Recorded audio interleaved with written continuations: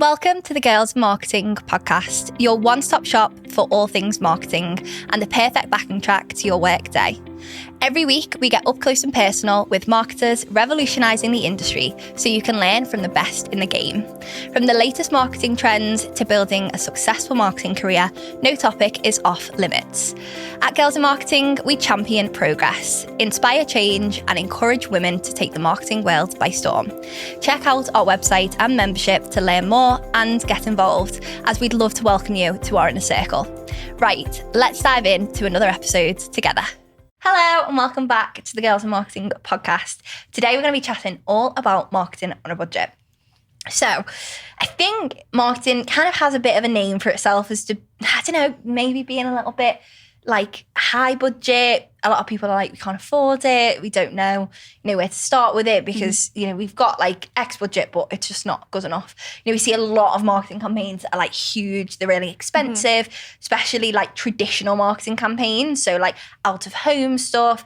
But I think digital marketing is so accessible, obviously as a career, but also from like a campaign and a strategy perspective that I thought today's episode would be really good to just talk a little bit more about, marketing on a budget and how, if the people out there that are listening that are, small teams or they're working with small budgets, like what they can actually do. Mm-hmm. Yeah, I think fundamentally why marketing, and we talk about it all the time on like socials and stuff, fundamentally marketing, not having a budget, it comes down to a lack of understanding around marketing from like people higher up. And I think I speak to so many people who say like they struggle with like lack of budget and like obviously like all these massive businesses that are doing massive things with marketing, and like you see online like how many lessons you can learn from like Coca-Cola, and it's like, yeah, that's great, but we don't have the same budget, and we're guilty of doing it ourselves, like lessons from Coca-Cola. However, I do think marketing just isn't understood, but trying to get that through to like people who are in charge of the budget is really difficult. But I definitely think there's tons of ways that you can do it on a budget, and we've seen tons of examples, especially this year, from like the cost of living crisis, and like there's so many budgets that have been cut, and last year as well, that I think there's so many ways that you can kind of get into it. And like you said, digital marketing is quite accessible, and there's tons of things at the moment that I think it started last year or maybe 2022, but there's loads of like mock-ups at the moment and like digital billboard mock-ups, and they're such a great way and a more accessible way than paying for like this out-of-house billboard to like share on social media. So just trying to think of an example, like SURREAL Cereal, they did loads, and I actually didn't know that they were a mock-up beforehand. I was going to say, are they they're a mock-up, right? Okay. Yeah. And they went massive on social, and they were massive like digitally, and it was all about like different names, like famous names who like Serena Williams, wasn't it, and Michael Jordan, I think as well. Who's from like I love SURREAL. London or something. They're a really great way that show that not necessarily you need a budget for out of home, but once you bring it like to a digital platform, then it can kind of go viral. And obviously the campaigns don't always go viral, but if you can catch someone's eye or talk about a specific part of like your product or something, then they are really powerful. Yeah. Hostinger is a sponsor of the Girls in Marketing podcast. And if you've been listening to the podcast recently, you'll know I'm on a mission to build a personal website to showcase my portfolio for speaking and advising opportunities. I decided to use Hostinger's AI website builder as it allows you to create a website with just a few clicks. Their user-friendly software means there's no need for coding skills or technical expertise. What's been remarkable about this process is the ease and guidance that Hostinger provides. It can be difficult to find the perfect layout, selecting colours, or writing engaging content, but Hostinger has all of these features built into its AI website builder. It also offers an AI logo maker to create a high-quality logo and an AI heat map to predict user behaviour. I'm now working on the final tweaks, and I'll keep you updated on my progress throughout this season of the podcast. I'm so excited to launch it and show you all soon. If you're hesitant about creating your website, let my journey be your motivation. With Hostinger, you're not just building a website, you're crafting a digital presence. And remember, it's about enjoying the creative process as much as the final product. Stay tuned for the big reveal of my website soon. And if you're ready to begin your own website creation journey, head over to hostinger.com/girlsinmarketing. Use the code girlsinmarketing for an exclusive 10% discount. Trust me, the journey is worth it. Now, let's get back into our podcast episodes. Well, we watched a talk by, I think it seems like John. From SURREAL at Up North. I thought, I mean, one, he is hilarious, like a literal comedian, and he's like social media for SURREAL. But also he talked about the fact that actually it's not, nowadays, it's not that makes me sound like a boomer. Nowadays, it's not about the out of home. It's actually about the impact that it has on the likes of social. So what he was saying is, it doesn't matter that it's not actually a billboard. Yeah. What it matters is it's on social and loads of people have seen it. And actually you can gain more traction from like a fake mock-up billboard than you ever will with an out of home. And I'm not saying that out of home is like, not worth it. But actually, if you only are on a small budget, those mock-ups are actually, I don't know, they can gain a lot of traction on social. Definitely. I think as well, it's important to like caveat that like you can do really effective marketing on a budget. However, it's not to say that if you're a business that does have budget that you shouldn't put budget to marketing as well. Because I think that's the difficulty, isn't it? It's like we want to really communicate that like marketing doesn't have to have huge budgets. You don't have to do these really like headline hitting campaigns. But equally, like if you do have budget, spend some of it on your marketing. Like any stakeholders listening. Yeah, anyone listening who has budget to invest in marketing, please do it. Because like as marketers, like sometimes you do just need a bit of budget to work with as well. So it's like, it's important to get the balance, isn't it? But I definitely do think you can do so many amazing things. And also, I think what you were saying before, Kira, about like the misconception sometimes about what marketing is that a lot of times people confuse marketing and advertising, and so they only see marketing as being ads, and it's just not the case. That's not all that marketing is, and there's so many other ways that you can have really successful marketing on a budget. And I think that some of those ways even come down to just like investing time in understanding your audience better, get better with your analytics, know who you're talking to, know what's worked for you before, know who's looking at your content, understand who your audience is, what channels they're on, invest your money in the right places. Like there's so many things that you can do that like don't sound sexy, they don't sound like big huge campaigns, but actually spending time on them that doesn't cost a huge budget can make what you do by way of marketing so much more impactful. So it might be that you invest more time in understanding who's on your mailing list, and then you can really improve your your email marketing campaigns. You can improve your personalization. You can really make them so that they are far more impactful than they would be if you didn't understand your audience. And that's not huge budget stuff, but it makes such a difference. So as a team that maybe doesn't have a big budget, there's still so much you can do that, like I say, it might not be making headlines, it might not be going viral on social media, but it doesn't mean it's bad marketing. It's just right for your business. I think a good example is Grammarly. So they do personalization really, really well. They send like weekly or monthly like reports to their users if they opt into it, which again, we love to see.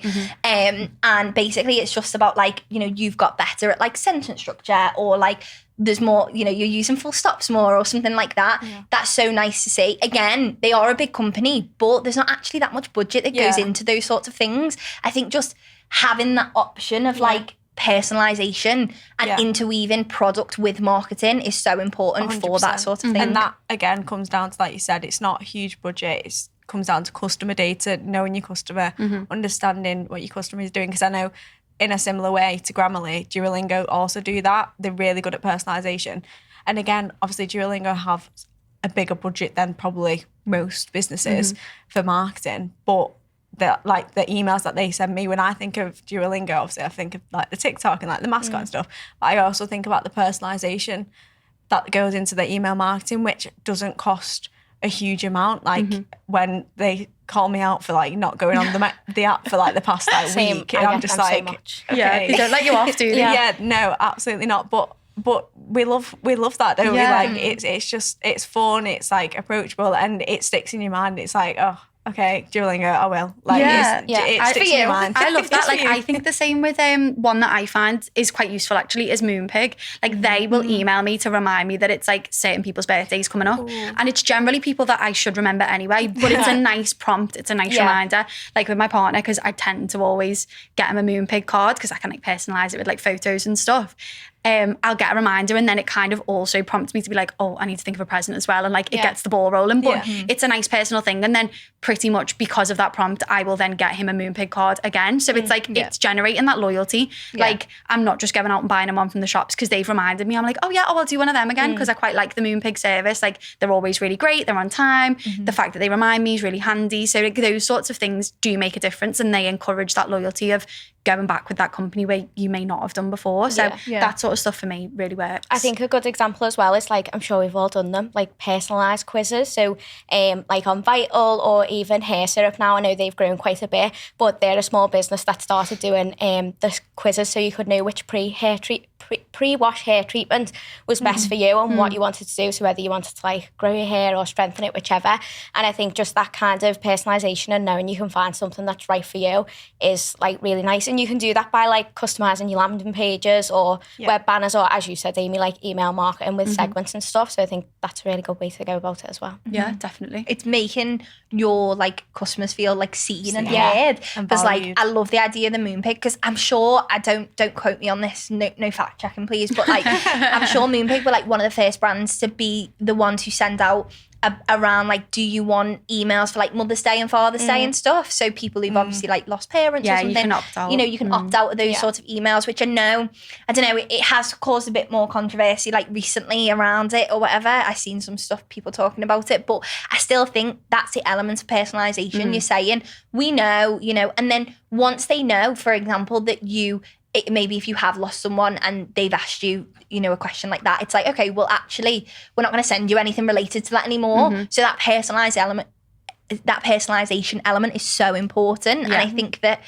you know, when you do have or work for a company that, you know, maybe does tap into those sorts of things, you know, like health and fitness, typically it is a kind of area that people can get a bit touchy about. You know, you want to make sure you're not sending certain like vitamins to someone who struggles with something and you know it's not going to help. So I think personalization obviously helps your marketing campaigns, but also it's really good for those who do have like quite a small budget. That's something that I would say is kind of like key really, and you can really make the most of it in, you know, any sense of the word really. Yeah, definitely agree. And I think that like going back to what Kira said earlier about like, you know, great campaigns by Coca-Cola and stuff like that, like I think there's a time and a place for learning from those brands, but it's about breaking down and understanding what inspiration you can take and how you can possibly apply it. Like you said, Liv, the personalisation of the Share a Coke campaign, like that's personalisation on a huge, massive scale that's got like huge budget behind it that, you know, not every brand's going to be able to bring out a version of their product with your name on it in the hope that it's going to do well. But you can take the inspiration of the personalisation and apply it to your brand in some way, shape or form. So it's using things for inspiration and not letting yourself get too disheartened that like, we don't have the budget to do that, so we can't do good marketing. It's not the case. You've just got to think outside the box a bit. I also think with marketing, and like this is kind of, I was speaking to someone this week about like storytelling and how that is becoming more and more of a thing in like, we obviously saw it in 2023, it's gonna become more of a thing in 2024. And I just think like every brand's got a story to tell, every company's got a story to tell, and no matter how you tell that story, whether it's on a budget or whether it's like with a massive budget, like you can tell that story however you would like. And you see so many like small businesses on TikTok, not necessarily now, but like, well, now as well, but back in the day, like when TikTok like first came a thing, like small businesses were blowing up left, right and centre in terms of like them sharing the story. And it takes however long to create a TikTok that can literally reach so many people. Like I just think the power of storytelling mixed with social media now is huge, and the potential for your company, you just need to get creative with it, I think, because obviously more and more people are doing it. But storytelling is a huge one for marketing on a budget. And just even like being real as well, like Pearl Cosmetics, a lot of their viral videos were Isabel being quite open about the struggles of being a small business owner, as great as it is, and it's lovely to see a business growing. It doesn't come without its challenges, especially when you go like viral on TikTok as well. Although again, like we just associate it with like boosting sales. There's a lot like behind the scenes that it can like become a little bit chaotic. So even just being like quite authentic, I know it's a bit of a buzzword, but sharing that like real side that people can relate to and think, oh, you're actually a normal person. It's just not all sunshine and rainbows all the time. Yeah. When I started my journey with Girls in Marketing as a business, like many of you, I was passionate about marketing, but there was so much I didn't know, especially the legal aspects involved in starting and running a business. One key area I wish I'd understood from the start is professional indemnity insurance. It's something many of us overlook, but it's crucial for anyone in a consultancy or service-based profession. So, what is professional indemnity insurance? It's a type of insurance that protects you if a client alleges that you've made a mistake, given poor advice, or been negligent in some aspect of your work that results in a financial loss or reputational damage to them. Professional indemnity is not just helpful, it's essential. It's about protecting your hard work, your reputation, and your financial well-being. Kingsbridge Insurance has sponsored this episode of the podcast because they understand the challenges that we face and provide peace of mind when we need to focus on what we do best. So, if you're a freelancer, small business, or consultant and interested in learning more, you can visit the Kingsbridge website by going to kingsbridge.co.uk. Now, let's get back into the episode. I think a big thing with marketing on a budget is like, especially from like a B2B angle, getting your like employees and your team involved in like content and in marketing. And I think something that I've spoken a lot recently with like members and other people in the community is actually educating people in your own company as the marketer.